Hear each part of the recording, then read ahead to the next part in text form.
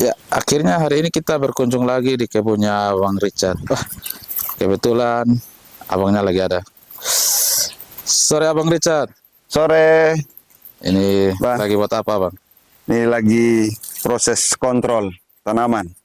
Ini ada beberapa tanaman yang kebetulan diserang hama. Oh, ada terserang Ya, hama, Bang. jadi ini proses pruning untuk mencegah hama itu bisa berkembang. Oke, oke. Nah, sebelum kita lebih lanjut, mungkin Abang bisa memperkenalkan diri ini dengan Abang siapa, terus kebunnya di mana, Bang? Nama kebun, Oke. lokasinya. Baik, terima kasih sebelumnya Bang Ari sudah mau berkunjung ke kebun saya. Kebun yang sederhana ini dengan media yang seadanya, tapi pada prinsipnya tetap bisa melaksanakan hobi itu untuk bercocok tanam itu. Siap. Jadi kebun ini nama kebunnya AM Farm Hidroponik, berlokasi di Kelurahan Molava, tepatnya di belakang gereja Amazing Grace. Ya, oke. Kebun ini sudah berdiri sejak tahun 2018, Bang. 2018 Abang ya? Ya, 2018. Terus kalau sekarang Abang dari 2018 itu awal mula berhidroponik itu bisa diceritakan Abang bagaimana? Ya, jadi sebenarnya awal mula berhidroponik ini dimulai dari hobi. Kebetulan saya punya hobi bercocok tanam. Sebelumnya saya jelaskan dulu, saya juga berprofesi sebagai ASN di gitu, Abang? ya ASN di Kementerian Hukum dan HAM dulu, tapi sekarang sudah jadi Kementerian Imigrasi dan Pemasyarakatan. Jadi di sela-sela rutinitas saya sebagai pegawai, saya punya hobi untuk menanam. Bisa dilihat di sekitar banyak tanaman-tanaman yang hijau-hijau. Jadi ini second hobinya saya ketika mengisi waktu luang setelah pulang kantor lah, begitu Bang Ari. Oh iya. Berarti itu berawal dari hobi ya? Iya, semuanya bermula dari hobi ini. Terus kalau boleh tahu Abang, Abang belajar hidroponik dari mana Abang? Kalau hidroponik sejujurnya ini otodidak belajarnya ini. Otodidak ya? Iya, otodidak dari YouTube, awalnya dari YouTube, baca-baca research, papers di hasil penelitian di Google. Terus juga dapat informasi, kebetulan ayah saya seorang penyuluh pertanian. Waktu itu memberikan informasi kepada saya terkait hidroponik tahun 2016. Sejak tahun 2016 itu. Dulu awal mula Abang mulai berhidroponik itu mulai dari berapa instalasi Abang? Ini satu instalasi ini di depan. Ini instalasi awal Ya, Abang ya? ini instalasi awal sejak kebun ini berdiri dan sampai mulai berkembang sekarang ini. Oke. Terus Abang kalau boleh tahu di sini jenis tanaman apa yang ditanam Abang? Kalau saat ini fokusnya ke selada. Oh, selada Abang ya? Semua full selada kebun ini. Jadi kapasitas kebun ini ada sekitar 1.567 lubang tanam untuk produksinya. Terus 1.211 untuk meja peremajaannya. Iya. Dan semua ditanam full selada. Selada Abang. Iya. Terus kalau selada nih Abang dia berapa lama Abang untuk dipanen? Kalau selada ini kita tanam kalau sejak tabur benih ya Bang Arya. Kalau sejak tabur benih sampai panen itu kurang lebih di 42 sampai dengan 47 hari sejak tabur benih di awal. Oh, mulai dari semai Abang ya? Iya, mulai dari semai itu. 42 hari. Terus Abang, kalau selain selada Abang biasa tanam apa saja Bang? Pernah juga coba beberapa jenis sayuran daun seperti pakcoy, kangkung, bayam, tapi itu hanya sekedar untuk uji coba saja. Pernah juga seledri atau daun sup. Waktu itu sempat jadi komoditas utama di kebun AM Farm, tapi saat ini sudah beralih ke selada semuanya. Oke. Terus Abang, kalau mau tanya sistem yang Abang pakai di kebun Abang nih, sistem apa Bang? Kalau sistem, sebenarnya ini sistem NFT yang saya pakai. Karena memang menurut saya untuk produksi skala besar, sistem yang paling efektif itu NFT. Terus kalau kebun Abang ini kan, kalau mau dibilang memanfaatkan halaman rumah Bang? Ya, ini halaman rumah. Oh, Kebunnya hanya di sekitar ukurannya mungkin ini sekitar 10 kali 20 lah. Oke. Iya. Kalau boleh tahu instalasi Abang hanya ini atau masih ada yang lain Bang? Masih ada. Ini karena ada instalasi di sini ada 2 yang terpisah. Sebagiannya di samping rumah. Ini yang di depan untuk display juga, sekalian display. seperti Ya. itu. Oke abang, boleh kita menuju ke yang instalasi yang berikut abang. Oke, siap. Ya, oke. Ya abang, ini kita sudah ada di instalasi yang berikut abang ya. Ya. Kali ini pasnya di mana bang? Di samping rumah bang ya? Ya, di samping rumah. Di rumahnya di sini. Kebetulan di samping rumah ini ada space untuk sekitar, ya ini kalau ukurannya sekitar 8 kali 12 di sini. 8 kali 12. Iya. 8 kali 12 nya abang dapat berapa instalasi abang? Total di sini untuk meja produksinya 4 meja produksi. 4 meja. Dengan ukuran satu meja ini lebarnya 180 kali panjangnya 8 meter. Kalau 180 itu biasanya isi berapa jalur abang? Isinya 9 lajur pipa. Oh 9 lajur. Ya, 9 lajur pipa. Oh iya, kalau di sini kan abang menggunakan pipa bang ya? Iya. Pipa yang digunakan tuh ukuran berapa dim abang? Ini pipa PVC tipe D, ukurannya 2,5 dim. 2,5 dim. Iya betul abang, ini mau tanya sedikit. Kan biasanya kan ada juga yang mengeluh menggunakan pipa tuh. Iya. Kalau abang sendiri di saat menggunakan pipa tuh, kendala yang abang alami apa bang? Kalau selama ini di kebun sini kendalanya paling di membersihkannya, Bang.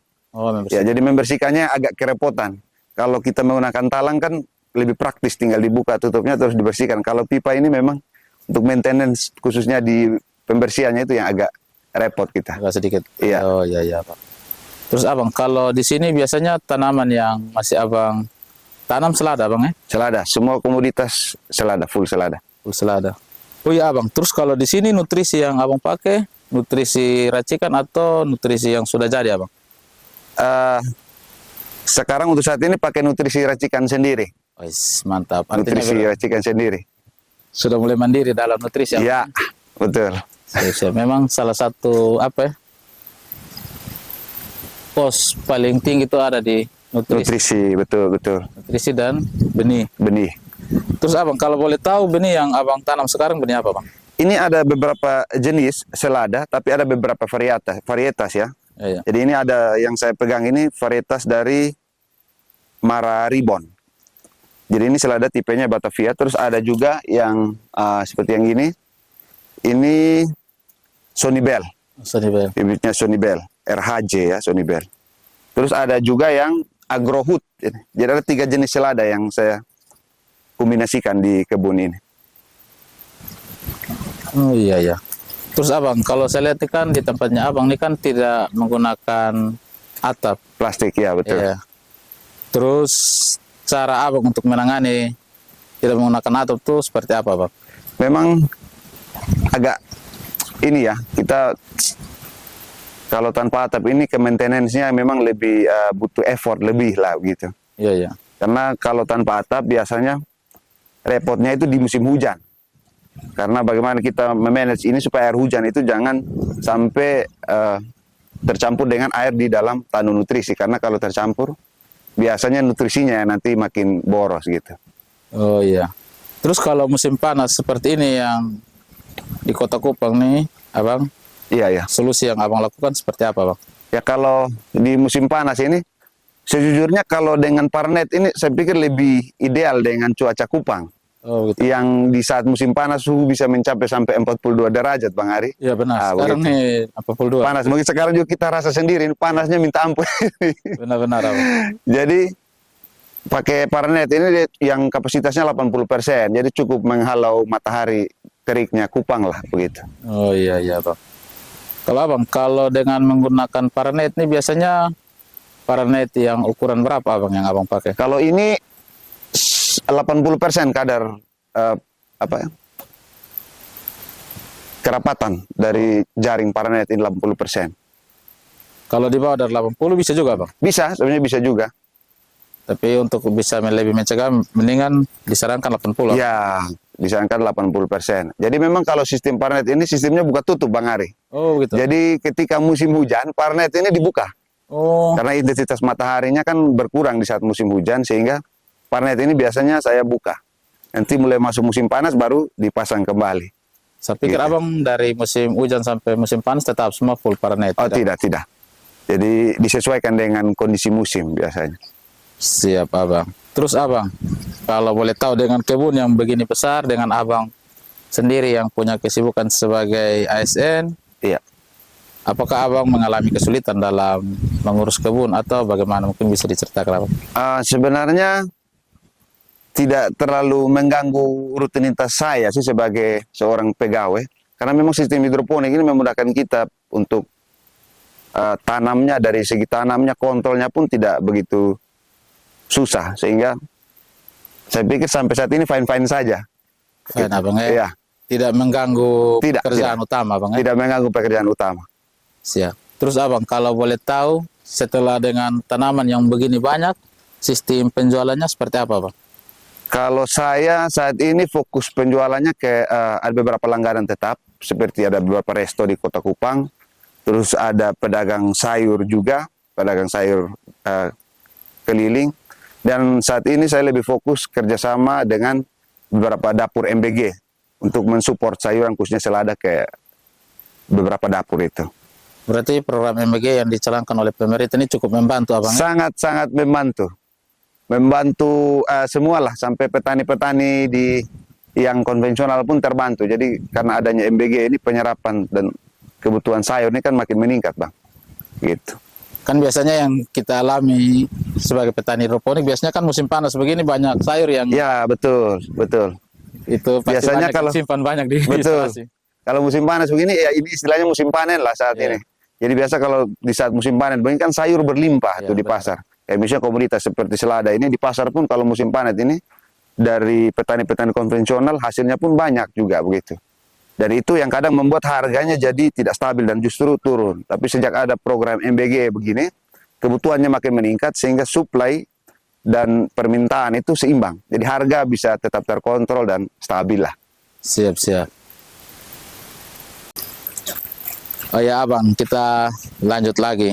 Kalau kita lihat kan di belakangnya abang ini kan ada berapa instalasi yang kosong, abang. Oh iya. Ini mungkin bisa diceritakan kenapa sampai bisa kosong, abang? Jadi sebenarnya instalasi ini kan diperuntukkan untuk instalasi peremajaan. Jadi sistem tanam di sini menggunakan sistem rotasi tanam. Jadi ada persemaian, ada peremajaan dan meja khusus pembesaran ini. Nah, saya karena belajar dari pengalaman tahun lalu, bang. Siap, siap. Kalau musim-musim panen begini biasanya justru permintaan sayur khususnya selada ini menurun. Ya, karena pengaruh sayur ya, konvensional. betul. Karena sayur petani konvensional pun semuanya lagi musim panen, sehingga rotasi tanam ini agak saya hentikan sementara, begitu. Nah, ternyata kondisi tahun ini sebenarnya berbeda dengan tahun kemarin. Benar-benar. Ya, justru tahun ini musim ini walaupun panen konvensional pun tinggi, tapi permintaan karena tadi seperti dijelaskan itu ada MBG itu, permintaannya justru makin tinggi. Nah, akhirnya ini sementara saya persiapkan lagi untuk rotasi lagi dari semai ke peremajaan ini. Oh iya, abang. Kalau dari tadi abang jelaskan tentang apa? Semai. Kalau yang sistem di sini, abang, sistem semainya pakai prasemai atau sistem? Iya, saya menggunakan sistem prasemai karena media yang saya pakai pun gabus. Oh, abang menggunakan Iya, spon. menggunakan spon itu, spon. Siap.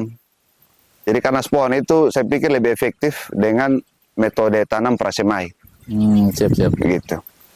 Oke, mungkin kita boleh melihat apa? Persemaiannya. Semaian. Oke. Yuk, Yuk, gas. Oh ya, abang, ini kan kita ada di instalasi persemaian. persemaian, Ya. abang ya.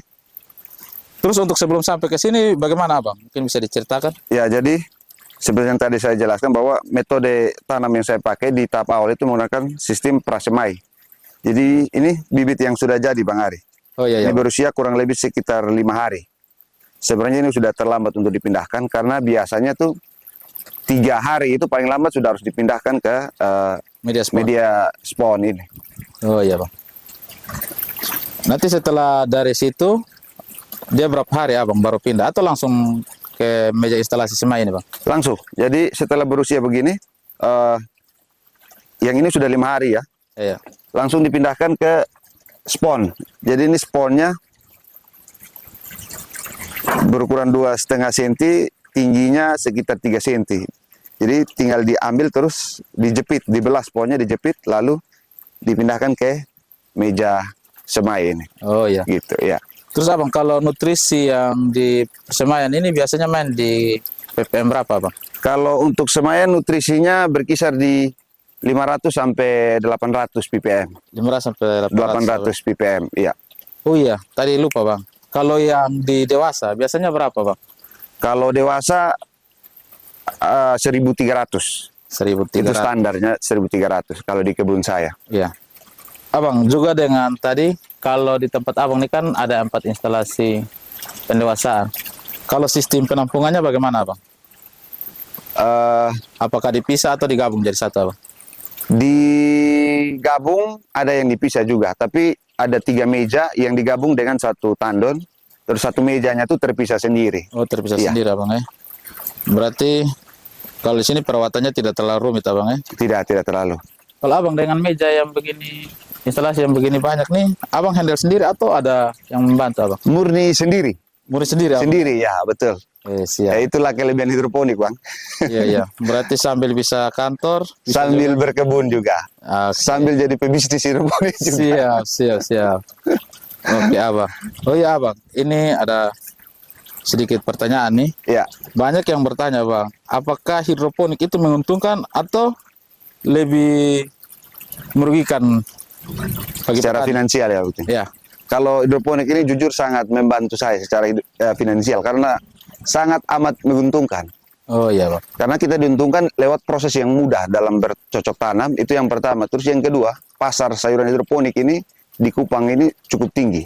Jadi banyak masyarakat yang sudah teredukasi tentang kualitas sayur hidroponik yang tentunya lebih bersih, lebih sehat, dan bebas pestisida begitu. Sehingga secara ekonomi sangat-sangat menjanjikan bisnis hidroponik di Kupang ini. Di tengah isu keterbatasan lahan juga, Bang. Iya, bang. Di Kupang, abang lihat sendiri kan, perumahan sudah mulai menjamur kemana-mana.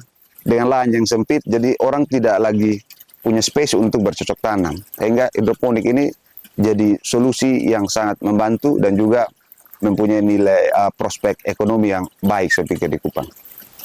Kalau menurut abang, untuk ke depan, apakah hidroponik ini masih menjanjikan atau bagaimana, bang? Sangat menjanjikan, Bang. Sangat menjanjikan. Sangat menjanjikan. Seperti tadi yang kita bahas itu terkait dengan program MBG ini, Ya, bang. kebutuhan akan bahan pokok khususnya sayur-sayuran ini meningkat drastis di Kota Kupang. Jadi saya pikir peluang dan pasarnya itu masih sangat besar. Jadi bagi teman-teman khususnya generasi muda yang tertarik boleh mencoba sistem budidaya ini. Iya.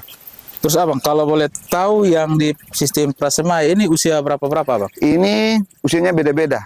Kalau yang ini sudah agak besar, Bang Ari. Iya. Ini usianya sampai saat ini sudah sekitar 16 harian. Ini. Oh, 16 hari. Iya. Ini nanti siap kita pindahkan ke meja peremajaan yang sudah disiapkan, yang kosong tadi itu. Oh, iya. Kalau yang ini usianya baru sekitar 13 hari. 13 hari. Iya. Berarti biasanya kalau habis dari yang semai pindah spon, dia masih taruh dulu ke nampan dulu, bang? Iya. Nampan ini hanya untuk transit saja. Kalau misalnya Penuh. di sini masih penuh, sebagian kita alihkan ke nampan. Biasanya kalau di sini berapa lama, bang? Kalau di sini paling lama itu 18 hari, Bang. 18 Itu hari. paling lama. Setelah itu pindah ke meja peremajaan. Peremajaan, ya, peremajaan. Jadi di peremajaan berapa hari, abang? Di peremajaan itu kurang lebih 12 sampai 14 hari. Bang. Siap. Abang, dengan instalasi begini banyak, bang, biasanya per minggu tuh abang berapa banyak tanaman yang ditanam? Kalau berapa banyak tanaman tidak pasti ya, tapi hitungan saya biasanya dikonversi ke kilogram. Oh, Karena iya. sistem jualnya per kilogram, Bang. Oh, siap. Jadi 1 minggu itu produksi kebun ini bisa mencapai 80 kilo, Bang, 80 kilo Iya. per minggu. per minggu. Iya, bang, mungkin bisa kasih sedikit bocoran. Biasanya per kilo berapa? Ya, kalau per kilo, karena pasar saya ini lebih banyak marketnya di rumah makan, resto. Jadi harga jual yang saya kasih itu 40.000 biasanya per kilogram itu, Bang. 40.000 Iya, per kilogram, 40.000. abang. Iya. Berarti sayuran hidroponik di Kupang ini harganya relatif stabil, abang ya? Relatif stabil dan memang harganya agak lebih mahal dari sayuran yang ditanam secara konvensional. Iya.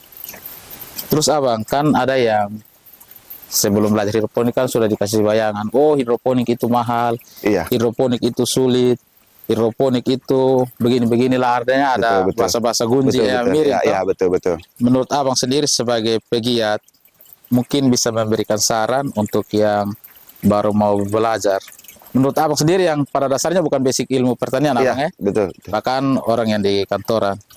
Menurut abang belajar hidroponik itu rumit atau sulit bang?